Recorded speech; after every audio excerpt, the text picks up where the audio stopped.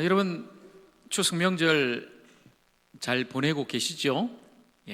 가족들도 만나시고 또 어디 또 다녀오신 분도 계실 것이고 또 이곳에 다니러 오신 분도 또 계실 터인데요. 자, 저도 오랜만에 고향에 다녀왔습니다. 무려 10시간 걸렸습니다. 가는데 10시간이 걸렸어요. 좀 멀긴 멉니다. 제가 고향이 창원 마산이라 어머니가 이제 계시니까 사실 뭐 1년에 해봐야 뭐 명절 한 2번, 그렇죠? 그래서 아무리 힘들고 어려워도 명절만큼은 꼭 고향 가서 어머니 좀 만나 뵈야 되겠다 하고 갔는데 생각보다는 오래 걸리더라고요. 10시간. 그런데 그 10시간 너무 그냥 운전하며 갔는데 솔직히 제정신이 아니었어요. 제가 얼마나 막히는지. 그런데도 딱 도착하니까 얼마나 감사한지 모르겠어요. 아마 여러분들도 다 느끼시겠지만 고향이 바로 그런 곳인 것 같아요. 고향이라는 곳이, 그죠? 어머니 품이 바로 그런 곳이겠죠.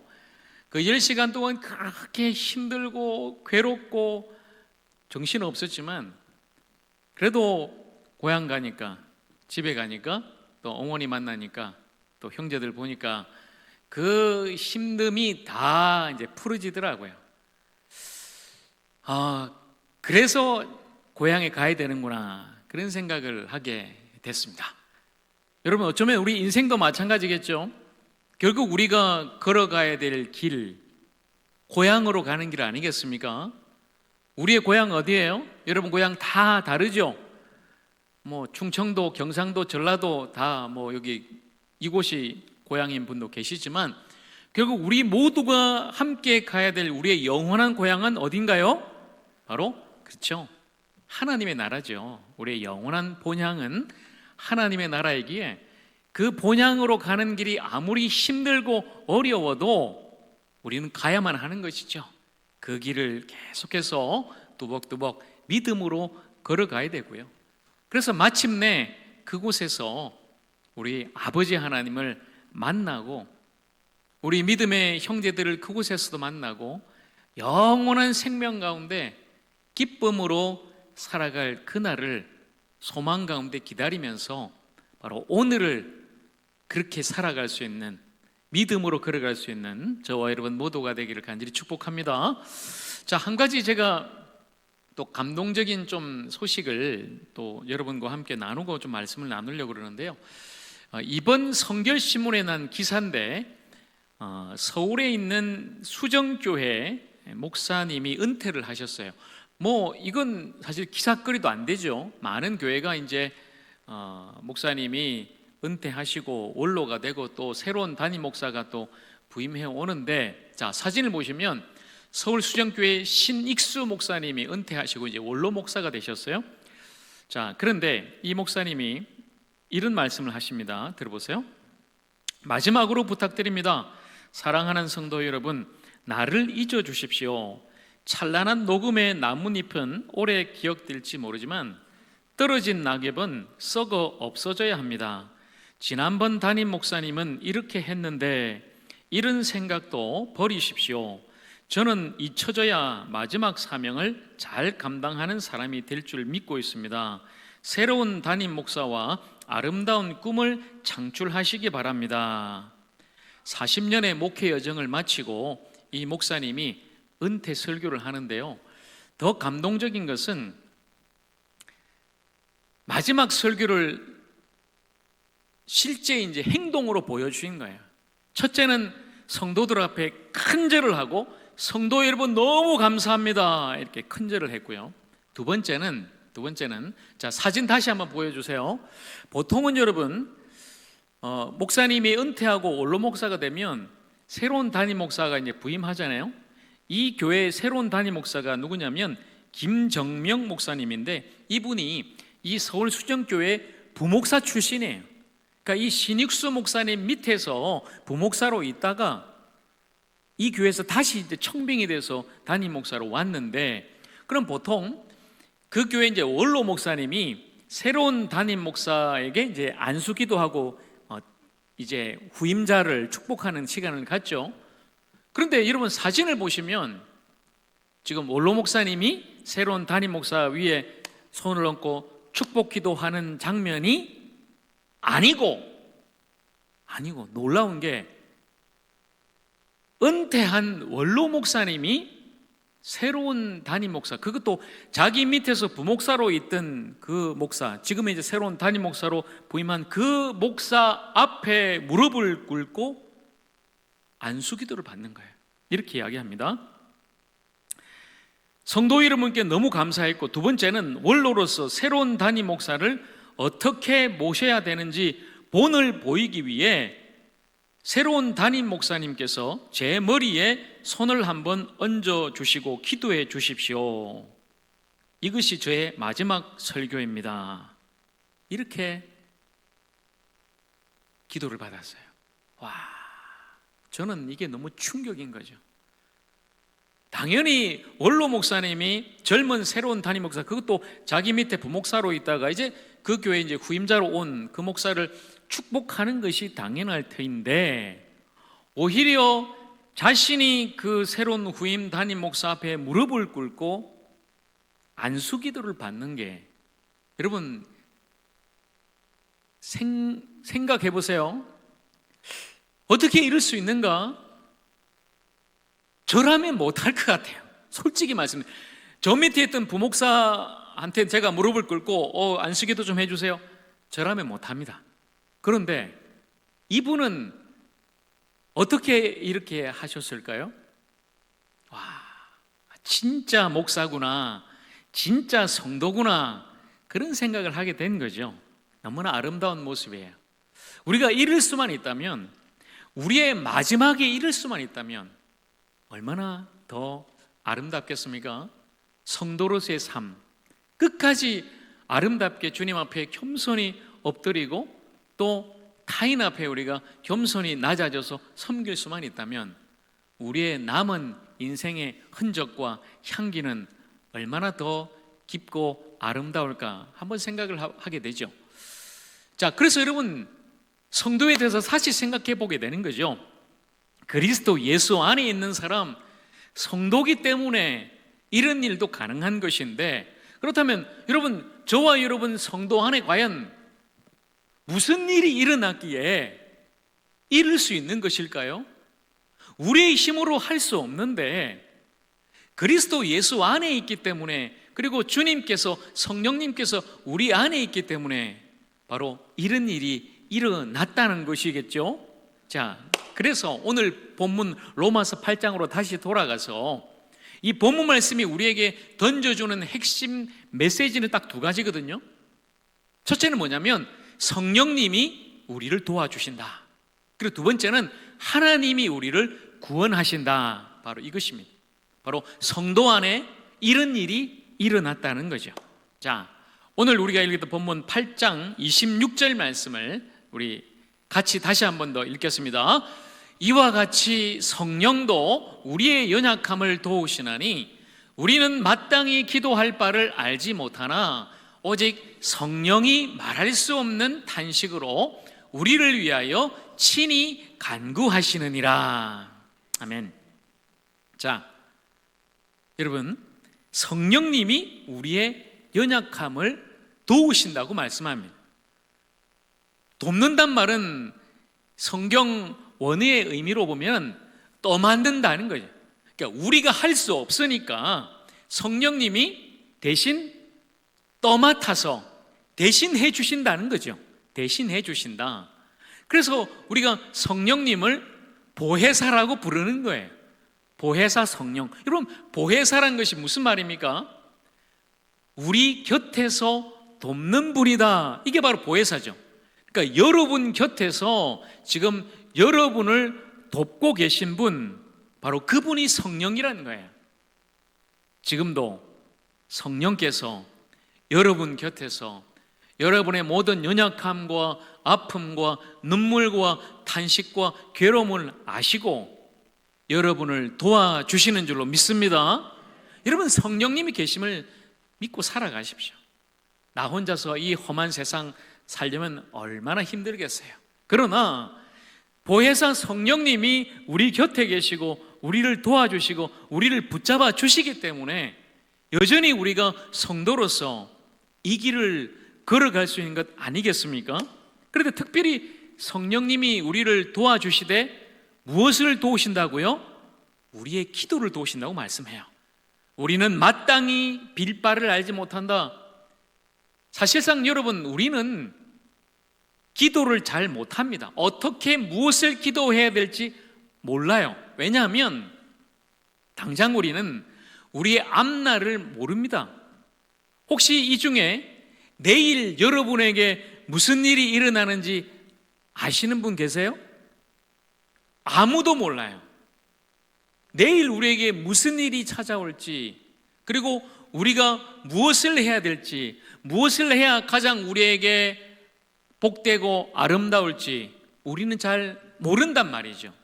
그렇기 때문에 우리는 어떻게 기도해야 될지, 무엇을 기도해야 될지 모릅니다. 실상은 우리가 기도하는 것 같지만 우리는 기도할 줄 모른다는 거죠.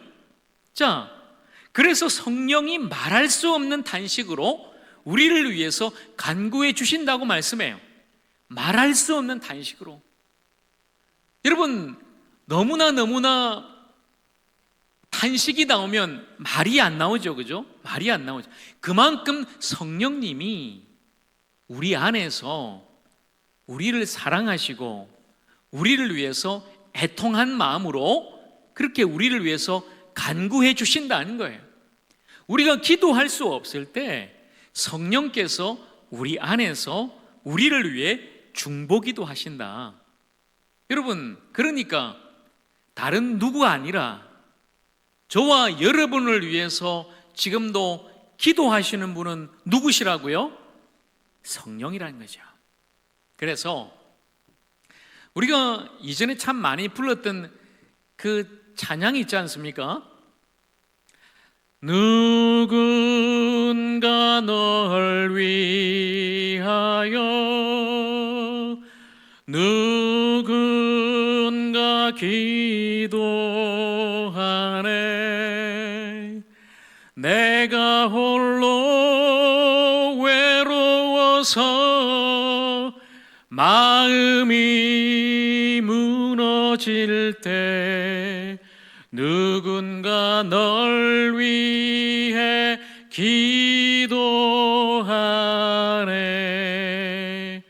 여러분, 이 찬양 아시죠? 누군가 널 위해 기도하네. 누구라고요? 그분이 누구다? 성령이라는 거죠. 성령 하나님께서 여러분 안에서 여러분을 위해서 지금도 말할 수 없는 단식으로 우리 대신 중보해 주시고 간구해 주시는 줄로 믿습니다. 그러니 여러분, 우리는 기도할 수 없고 또 기도할 줄도 모르지만 성령이 우리를 위해서 늘 기도해 주심을 믿고 날마다 성령 하나님을 의지하고 성령을 따라 살아가는 우리 모두가 되기를 주님의 이름으로 간절히 축복합니다. 자, 그래서 오늘 27절 말씀으로 이어지는데요. 자, 27절 같이 읽겠습니다. 시작. 마음을 살피시는 이가 성령의 생각을 아시나니 이는 성령이 하나님의 뜻대로 성도를 위하여 간구하심이니라. 그래요. 마음을 살피시는 이, 우리의 마음을 감찰하시는 하나님이 성령의 생각을 아신다. 그런데 여러분, 하나님이 저와 여러분의 마음을 다 살피시고 알고 계신데, 그러면 하나님이 우리의 생각을 아신다고 하면 될 터인데, 하나님이 누구의 생각을 아신다고요? 성령의 생각을 아신다, 이렇게 말씀해요. 왜냐하면 성령님이 저와 여러분 안에서 우리의 모든 마음과 생각을 아시고 성령님이 우리를 위해서 지금도 말할 수 없는 탄식으로 중보하고 계시기 때문에 저와 여러분을 누구보다도 가장 정확하게 잘 아는 분은 누구십니까? 바로 성령이라는 거예요. 성령. 그러니 하나님께서 그 성령의 생각을 아신다라는 거죠. 하나님이 우리 안에 계신 성령의 생각을 알고 계신다. 그렇기 때문에 또 성령은 저와 여러분을 위해서 간구하고 기도하는데 우리의 뜻대로가 아니라 누구의 뜻대로예요? 하나님의 뜻대로 간구하신다는 거죠. 하나님의 뜻대로. 그러니까 여러분, 사실상 기도란 것이 내가 원하는 것을 이루는 내 원함을 하나님 앞에 강요하는 것이 아니라 내 뜻을 주님께 굴복하고 내려놓고 하나님의 뜻이 우리에게 이루어지기를 바라는 것, 바로 그것이 진정한 기도 아니겠습니까? 이것이 진짜 기도라는 거예요. 그러니 진짜 기도는 누가 하는 거예요? 내가 하는 것이 아니라 내 안에 계신 성령께서 하시는 것이죠. 우리의 모든 것을 가장 잘 아시는 성령께서 하나님의 뜻대로 그렇게 기도하신다. 자, 그렇다면 여러분 보세요. 제가 아까 말씀드렸죠. 우리는 실상은 기도할 줄 모른다. 여러분, 보통 우리 기도하면 한 5분은 기도하잖아요. 주여 감사합니다. 주여 이거 필요합니다. 그리고 기도할 거리가 없잖아요. 한 5분 10분. 그게 실상 우리의 기도인데, 그러면 우리는 어떻게 기도할 것인가? 성령님이 우리 안에서 대신 기도해 주신다고 그랬죠? 그러면 여러분, 기도할 필요 없잖아요.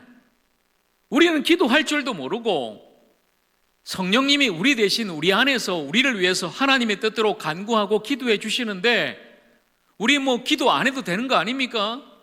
어차피 기도할 줄도 모르고 성령님이 대신 기도해 주시는데, 이야기를 들으니까 여러분 보니까 아주 기뻐하는 분이 굉장히 많이 계세요. 그렇지, 새벽 기도 안 해도 괜찮고 수요 기도 안 해도 괜찮고. 여러분 어때요? 어차피 성령님이 우리를 위해서 대신 기도해 주시는데 기도 안 해도 되는 거 아닙니까? 어떻게 생각하세요? 물론 여러분, 우리는 진정한 기도를 할 수 없죠. 그러나 우리가 그렇게 기도할 수 없고 기도하지 못할 그 상황에도 여전히 우리는 기도해야 된다는 거죠. 기도해야 된다. 이것은 바로 우리가 날마다 주님 안에 거해야 된다, 이 말과 똑같은 말이에요. 주님 안에 거하라.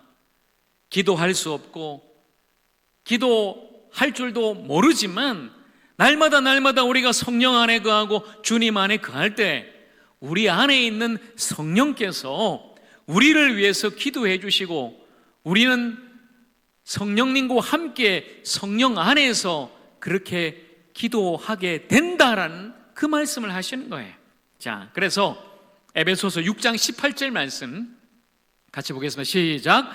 모든 기도와 간구를 하되 항상 성령 안에서 기도하고 이를 위하여 깨어 구하기를 항상 힘쓰며 여러 성도를 위하여 구하라. 아멘. 자, 여러분 이 말씀에 보면 어차피 너희들은 기도 못하니까 성령이 대신 기도해 주니까 기도하지 마라, 이렇게 말씀하고 있습니까? 아니죠. 어떻게 하라고요? 기도와 간구를 하라는 거예요. 오히려 기도하라. 항상 기도에 힘써라. 성령 안에서 기도하라. 어떻게 기도하는 것입니까? 여러분, 우리가 어떻게 기도하려고 애쓸 필요는 없어요. 어차피 우리는 그냥 우리 생각대로 기도하기 때문에 우리의 기도는 온전한 기도가 될 수 없습니다. 그러면 우리가 할 것은 무엇인가요? 우리를 너무나 잘 알고 계시는 성령 안에 거하는 거예요. 성령님 안에 거하기만 한다면 우리 안에 있는 성령께서 우리의 마음과 생각을 아시고 하나님의 뜻대로 우리를 위해서 친히 간구해 주시고 우리의 기도를 도와주실 것이니 성령 안에 거하는 것이죠. 주님 안에 거하는 거예요. 바로 그것이 진정한 기도라는 거죠. 그렇게 날마다 성령 안에서 항상 기도에 힘쓰고 성령으로 기도하여서 진정한 하나님의 뜻이 우리 안에서 이루어지는 놀라운 역사가 일어나기를 우리 주님의 이름으로 간절히 축복합니다. 그러니 여러분, 기도하십시오. 여러분, 기도하셔야 됩니다. 제가 이렇게 말씀드려도 그래도 기도하지 않고 새벽 기도, 수요 기도, 저녁 기도, 여러분 기도하셔야 됩니다. 기도하셔야 됩니다. 우리가 할 수 없기 때문에 주님 앞에 맡기고 성령 안에 거하면서 날마다 그렇게 기도할 때 성령께서 우리를 인도해 주시고 우리 안에 놀란 하나님의 역사가 일어나게 되는 것이죠. 그렇게 기도하고 하나님의 뜻대로 살아갈 수 있는 저와 여러분 되기를 주님의 이름으로 다시 한번 더 축복합니다. 자, 이렇게 우리가 성령의 도우심으로 성령 안에서 함께 기도하게 되는데 더 놀라운 하나님의 역사는 바로 28절입니다. 자, 같이 읽겠습니다. 시작. 우리가 알거니와 하나님을 사랑하는 자 곧 그의 뜻대로 부르심을 입은 자들에게는 모든 것이 합력하여 선을 이루느니라. 아멘. 여러분, 이 말씀이 사실상 이 로마서 8장에서 어쩌면 로마서 전체에서 더 나아가 성경 전체에서 가장 복된 말씀이죠. 모든 것이 합력하여 선을 이룬다. 여러분, 이게 무슨 말씀입니까? 세상의 모든 것이 나의 성공을 도와준다. 우주의 기운이 나를 돕는다. 그래서 나는 결국 잘 될 존재다. 이런 말일까요? 여러분, 이 말씀은 그런 말씀이 아니에요. 자, 여러분, 모든 것은 무엇이에요? 모든 것, 저와 여러분의 모든 것은 우리의 좋은 것, 때로는 우리의 나쁜 것, 우리의 행복도, 우리의 불행도, 여러분의 기쁨도, 여러분의 아픔과 고난도 모든 것이 되겠죠. 근데 이 모든 것이 합력한다. 원래 이 말의 뜻은 직조예요, 직조. 여러분, 직조가 뭐예요? C줄과 날줄을 섞어 짠다는 말이에요. 여러분의 기쁨도, 여러분의 아픔과 눈물도 다 섞어서 C줄과 날줄로 이것이 함께 짜여질 때 지금 내가 볼 때는 이게 너무 힘들어요. 주님, 너무너무 괴롭습니다. 아픕니다. 눈물 납니다. 그렇지만 하나님은 그 모든 것을 다 함께 모아 짜서 어떻게 엮어 나가시냐면 선으로 이루신다는 거예요. 아름다운 하나님의 그림이 완성된다는 거예요. 그래서 모든 것이 합력하여 선을 이루게 된다. 자, 그래서 우리가 이렇게 고백할 수 있는 거죠. 영어로 하면 God is good all the time. 하나님은 항상 우리에게 선하신 하나님입니다. 우리에게 좋으신 하나님입니다. 바로 저와 여러분의 고백이 되기를 축복합니다. 하나님은 항상 좋은 분이라는 거죠. 좋을 때만 아니라 나쁠 때도 힘들 때도 하나님은 그 모든 것을 합력하여 섞어 엮어 짜서 가장 아름다운 그림을 만드시는 분이시기에 그 좋으신 하나님을 믿고 살아가라. 오늘 우리에게 말씀하는 거죠. 여러분, 그러니까 예수 믿는 사람에게는 우연이란 게 아니에요. 우연히 그 일이 났어, 아니면 재수가 좋아서, 아니면 재수가 없어서, 아닙니다. 모든 것은 하나님의 역사예요. 하나님의 손 아래 있는 거예요. 그러니 여러분, 걱정하지 마시고 염려하지 마시고 두려워하지 마시고 하나님의 선하심을 믿고 하나님께서 모든 것을 합력하여 선을 이루어 주심을 바라보고 날마다 믿음으로 살아가시기를 주님의 이름으로 축복합니다. 여러분, 요셉의 삶이 그랬잖아요. 여러분, 요셉이 꿈을 꿨지만 형제들에게 미움을 받아요. 그리고 이집트의 종으로 팔려갑니다. 얼마나 힘듭니까? 그런데 종살이 하는데도 또 누명을 쓰고 모함을 받아서 감옥에 가게 되죠. 얼마나 비참한 인생이에요.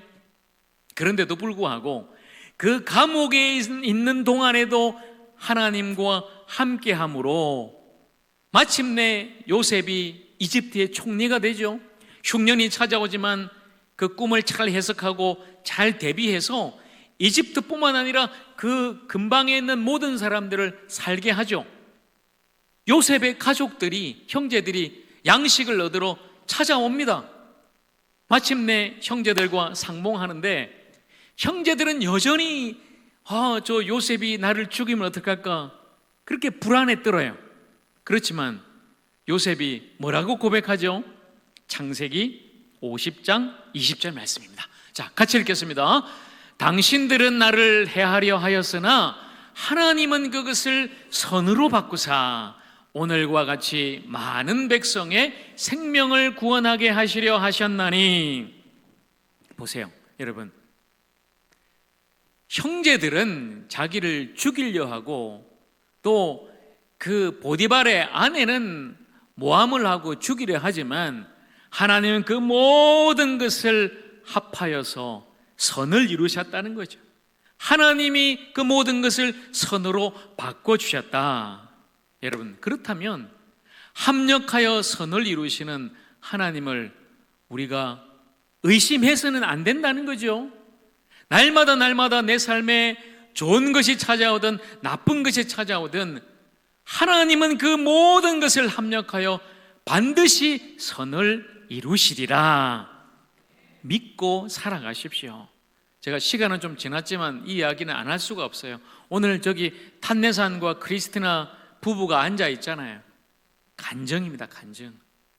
탄네산 형제가 우리나라 들어와서 혼자 일할 때 얼마나 힘들었겠어요. 참 우리나라 사람들이 안 하는 그 일을 지금 외국인 노동자들이 하고 있지 않습니까? 그런데 그 힘든 가운데서도 탄네산 형제가 원래 스리랑카에서 예수 믿던 청년이었어요. 한국에 와서도 너무 힘들어서 기도할 곳을 찾다가 마침 공장이 우리 교회 근처에 있으니까 우리 교회 자기 발로 찾아와서 저녁마다 기도했어요. 그러다가 이제 저를 만나고 특별히 또 우리 이대주 교수님 만나서 외국인 사역부가 세워지고 또 우리 장로님 권사님들이 함께 협력하면서 우리 탄네산 형제와 스리랑카 형제들이 우리 교회에 오게 됐죠. 그리고 이제 고향에 가서 1년 전에 결혼을 하게 됐는데 부인을 한국에 데리고 오고 싶어도 길이 막혔어요. 먼저는 탄네산 형제가 우리 한국 땅에 계속 체류하려면 숙련공 비자, 새로운 비자가 나와야 되는데 그 비자가 잘 안 돼요.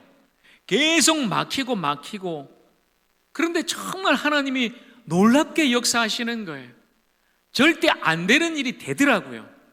저 공장 사장의 마음을 움직여 주시고 저 여러 가지 기관 정보 많은 것들의 길을 하나님이 열어주시고 마침내 비자가 나오고, 근데 크리스티나도 한국에 들어와야 되는데 처음에는 유학 비자로 와야 되나 여러 가지 방법을 우리가 강구했는데 안 되는 거예요. 그런데 더 놀랍게 결국은 더 좋은 비자를 하나님이 허락하시고 어제 한국으로 들어올 수 있도록 좋은 길을 열어주셨다는 거죠. 모든 것이 합력하여 선을 이루셨다는 거예요. 저는 저 탄네산과 크리스티나 부부를 보면서 그렇구나. 우리가 볼 때는 절대 안 되는 것이고 정말 할 수 없는 일이지만 하나님은 하시는구나. 하나님은 그 모든 것을 합력해서 마침내 결국은 선을 이루어 주시는구나. 저는 체험하게 된 거예요. 그렇다면 여러분의 삶에도 마찬가지예요. 여러분, 하나님께서 탄네산 크리스티나 가정에만 그렇게 하시겠습니까? 저는 여러분 모두의 가정에 하나님은 마침내 결국 합력하여 선을 이루어 주실 줄로 믿습니다. 우리 그 하나님을 붙들고 그 하나님을 믿고 그렇게 우리 믿음으로 살아가십시다. 자, 그렇다면 이 결국 우리에게 이루어지는 궁극적인 선은 그냥 우리의 삶에 그냥 좋게 된다가 아니라 우리가 받게 될 최종적인 구원을 말씀하고 있는데요. 우리의 구원, 그 구원이 어떻게 이루어졌는가 오늘 마지막 30절을 보겠습니다. 마지막 30절 말씀, 자, 같이 읽습니다. 시작. 또 미리 정하신 그들을 또한 부르시고 부르신 그들을 또한 의롭다 하시고 의롭다 하신 그들을 또한 영화롭게 하셨느니라. 아멘. 자, 여러분, 이것이 하나님이 우리에게 허락하신 구원이라는 거죠. 구원이 그냥 우리가 한순간에 뭘 잘해서 받는 게 아니라는 거죠. 그 구원은 미리 정하셨다. 하나님께서 저와 여러분의 구원을 미리 예정하셨다는 거예요. 우리가 이 땅에 태어나기도 전에 하나님이 우리의 구원을 예정하셨다. 그리고 때가 되어서 우리를 불러주셨다. 여러분이 제 발로 교회 나온 것 아닙니다. 오늘 우리 정재학 성도님 다시 교회 나오셔서 재등록하셨지만 정재학 성도님의 그 발걸음을 인도하시는 분은 누구다? 하나님이시다는 거죠. 하나님께서 우리를 불러주셨다. 그리고 저와 여러분을 예수 그리스도 안에서 의롭다 하셨다. 바로 칭의의 구원받고 마침내 우리가 어떤 구원을 받느냐? 영화롭게 된다는 거죠.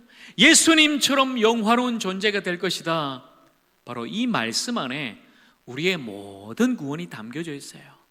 예정과 소명과 칭의와 또 성화와 영화의 모든 구원, 이 모든 구원을 합력해서 선을 이루시는 분은 우리 아버지 하나님, 우리 구원의 하나님인 줄로 믿습니다. 오늘 말씀을 마치면서 다시 여러분 모두에게 말씀드립니다. 여러분, 우리는 여전히 할 수 없는 존재들입니다. 기도할 수 없고 구원받을 수 없는 그런 존재들입니다. 그러나 하나님은 우리를 예정하셨습니다. 그런 우리를 하나님은 불러주셨습니다. 그리고 우리를 의롭다 하셨습니다. 그리고 하나님은 우리를 거룩하게 하셨습니다. 그리고 하나님은 마침내 우리를 영화롭게 하실 것입니다. 모든 것을 합력하여 선을 이루어 주실 것입니다. 이제 우리가 할 것은 주님 안에 거하는 것입니다. 그리고 하나님을 사랑하는 것입니다. 하나님을 사랑하는 자, 그 뜻대로 부르심을 입은 자에게 모든 것이 합력하여 선이 이루어지기 때문에 오늘 저와 여러분이 할 것은 온전히 주님 안에 거하며 그 주님만을 더욱더 사랑하는 것입니다. 그렇게 주님을 사랑하는 여러분 모두에게 하나님께서 모든 것을 합력하여 마침내 아름다운 선, 우리의 구원을 이루어 주실 줄로 믿습니다. 성령의 도우심을 구하시고요, 주님만을 더욱더 사랑하시고 그 하나님, 우리 구원의 하나님을 믿고 온전한 성도로서 살아갈 수 있는 저와 여러분 모두가 되기를 우리 주님의 이름으로 간절히 축원합니다. 우리 같이 기도하겠습니다.